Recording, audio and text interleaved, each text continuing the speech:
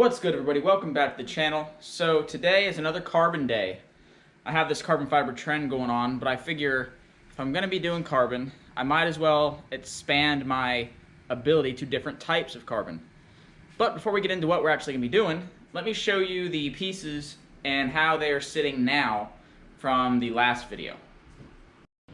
So here's the two pieces for my car, the battery box cover and the brake reservoir cover. So as you can see, they are nice and smooth. There are no imperfections in the resin at all anymore. I got it all sanded out and cleaned up. All they need now is some 2K clear.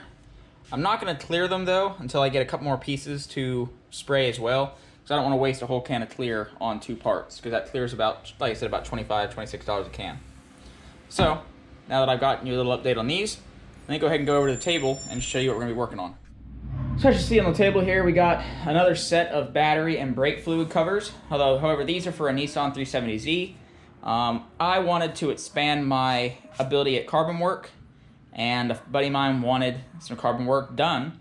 So the trade-off is he bought his material, and I get to make a video and get to learn some stuff. So it's a win-win for everybody. We're not just going to do normal carbon on these. We are going to be going into the realm of forged carbon. So what he did order was a ½ pound of shredded goodness right here in this bag. And he got some new epoxy resin hardener refilled for me. So, you know, whatever I don't use on this project, I get to keep. So that's a plus. So before we get started, let me go ahead and give you a rundown of the table. So as you see, we got the parts. We got our shredded carbon, our epoxy hardener, and epoxy resin. We have mixing cups. I got these at Walmart in a like 100 pack for like $4. Not too bad of a deal. Basic large popsicle sticks. I got a whole bag of small sticks over there too. I got at Walmart as well. They're like $3 a bag. I got my small micro sanders and my assorted grits. I got the 60 grit to rough up the surface before I lay the first coat of resin down. Tape. Chip brushes. The chip brushes are bought in a box from Harbor Freight. They're about $8 a box. So I think there's like a 50 or 100 count to a box. So plenty of brushes. Standard pair of scissors for fabric. Also bought at Walmart. And my little run-of-the-mill scale that I got on eBay that I've used in all my carbon projects so far. Links to the main objects that I use in this video will be in the description. So if you want to do this on your own, you can. And I'm going to explain what this is for when I get to it. Alright, so the first thing I need to do before I get started doing anything else is I need to level out the battery positive negative area here. On the Infinity covers, it is countersunk, so you can fill it with resin to level it out. On the Nissan ones, however, it's raised, and I don't want to have to try to battle going through and around these little letters and seeing these letters, or portions of them, sticking up through the weave and stuff at the end. So I'm gonna go ahead and get a razor blade and smooth these out. And then once they're smoothed out, get my 60 grit, I'm gonna rough these things up and get them ready for the first coat. I wanna see the light.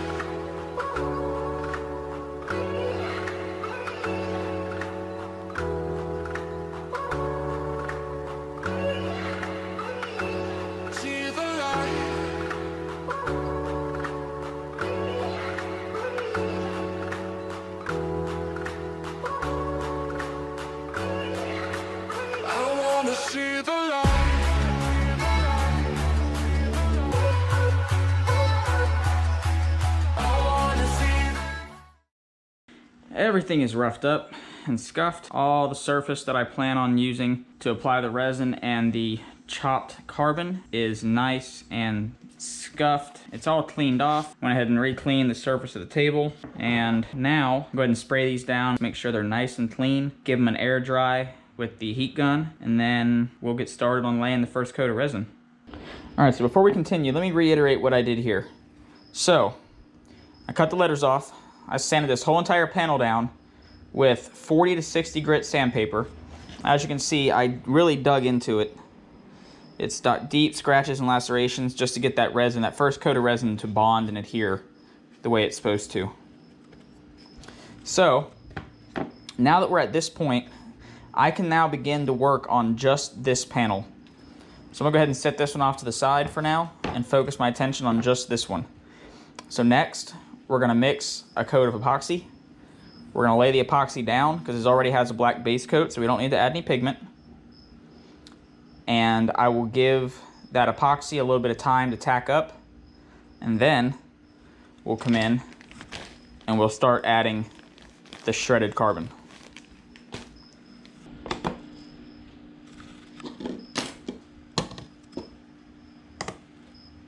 Alright, so, like I said, epoxy I'm using is a CJ Composites epoxy system. It's a 2-to-1 ratio, meaning 2 parts resin, 1 part hardener. So the first thing I'm going to do is I'm going to mix up my resin. I'm going to mix up around 12 to 13 ounces. It's going to depend on how much ends up in the cup by the time I finish pouring, because it's kind of hard to gauge this stuff sometimes.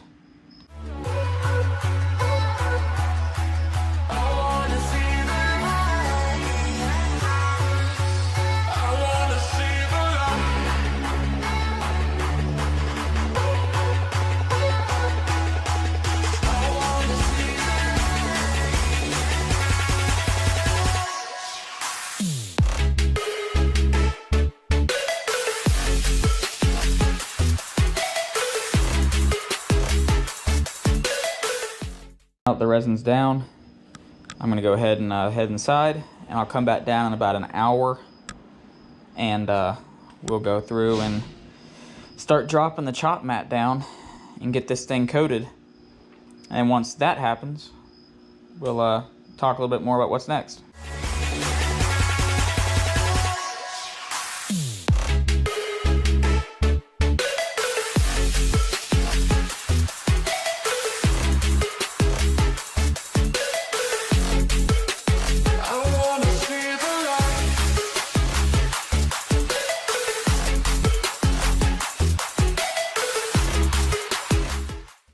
Now that we have the piece shaken, all the excess fibers have fallen off, and we collected those in a cup right here. We're going to explain why we did that in a minute.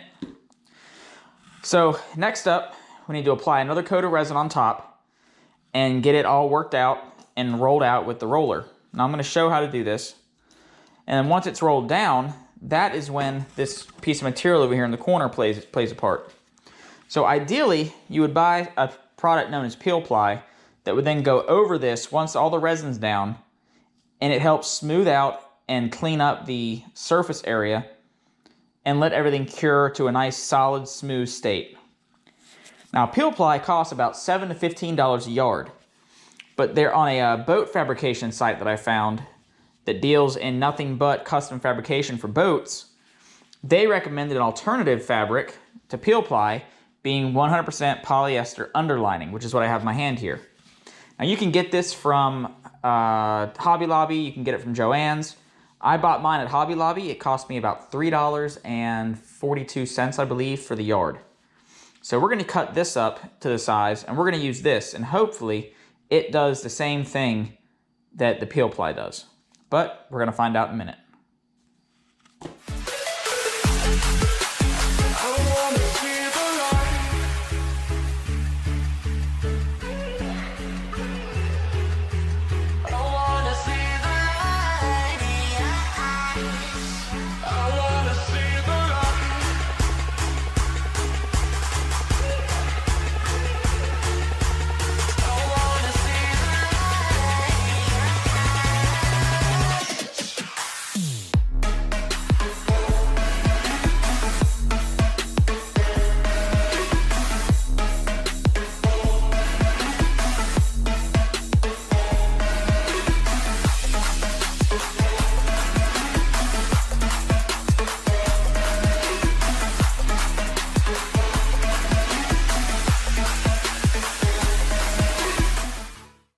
Okay, now at this point we can either leave this as it is and hope for the best in the morning, or we can apply a vacuum to this and really lock that air out and let that resin soak. The problem, I don't have a vacuum pump or any of the setup needed for that, so I'm gonna do it budget style. I got these 3-pack of vacuum storage bags from Harbor Freight. They were about $4 or $5, I believe, for the pack. So I'm gonna use one of those and I'm going to compress the air out of this using a vacuum storage bag. Now, there's usually a second layer that goes after this called a breather layer. Now again, that breather layer can be purchased from any basic carbon place that you buy online. But again, in the name of budget, I'm going to use a piece of old fleece that I had from when I built my speaker box. So, with that there and everything laid down, I'm going to shove it inside this bag down in here, zip it shut, and then suck the air out and see what happens.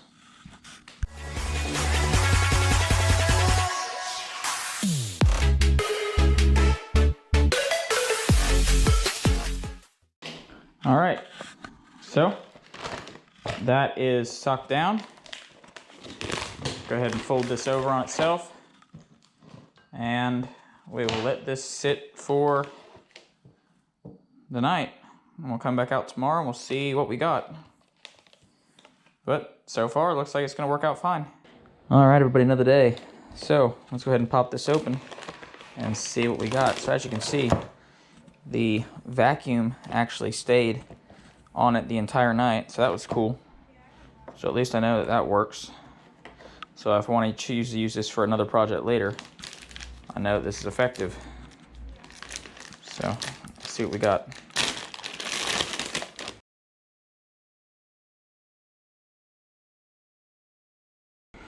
Well, here we have the result.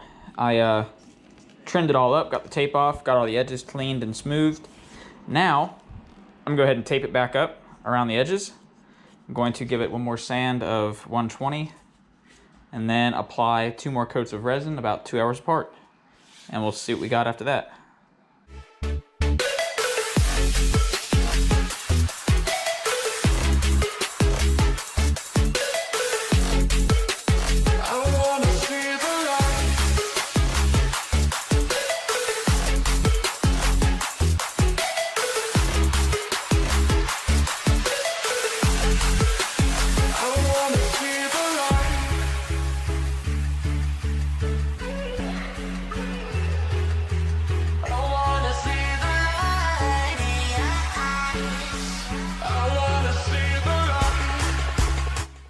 Two hours later, go ahead and knock out the next coat of resin, and then we will call it a night, and I'll pick this back up again tomorrow.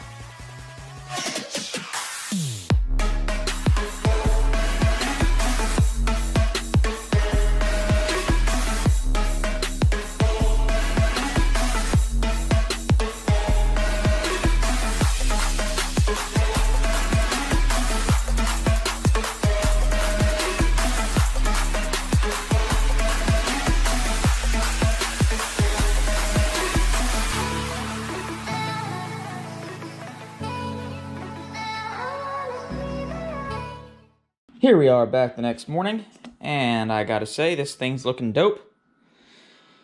I'm gonna go ahead and start sanding it down with 120, get everything nice and level, and hit these edges and get these edges smoothed out as well. Once I get the everything hit down with 120, get it somewhat smooth, I'll go ahead and hit it with 220, and then if we're in a decent place, I'll go ahead and hit it with another coat of resin.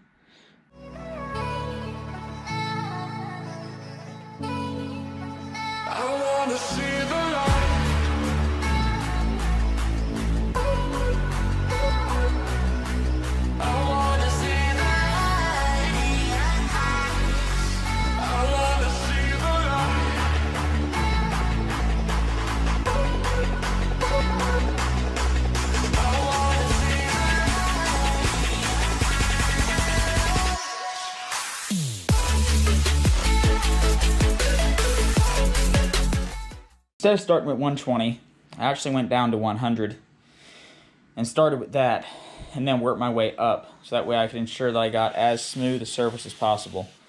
So the great thing about forged carbon, one of the only great things about forged carbon, is that if you go through the resin and hit the actual fiber, it's not going to mess up the weave or mess up the design because it's already shredded. So if you go too deep, just throw more resin on it and smooth it back out. Not a big deal. But as you can see, it is looking fairly smooth at this point. So I'm going to Go ahead and clean this off, and then apply another coat of resin to the top of it and see what we got in a couple hours. There's another coat of resin down on this piece. It is way smoother than it was before I sanded the whole thing down. So now I'm gonna let this sit for 2 hours. I'll come back out and apply one last coat tonight. And tomorrow we'll sand this down with 220, 400, and 600. And hopefully it'll be nice and smooth and level, and it'll be good for clear. Well, before I sand this down and prep it for clear coat, I did want to show you real quick of what it will look like shiny and cleared. I'm not going to clear it in this video because, as I said in the beginning, I have a couple other pieces I need to do, and I want to clear them all at once. But as you see, it's nice and vivid. The pattern is very good and consistent.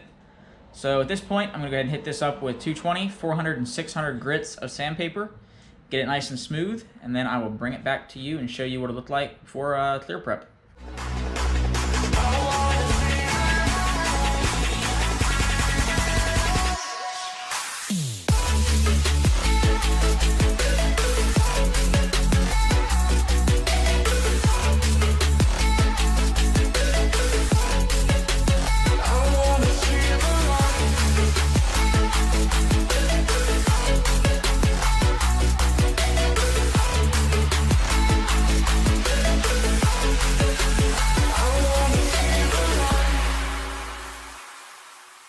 Well, ladies and gentlemen, there we have the final version of this forged carbon part.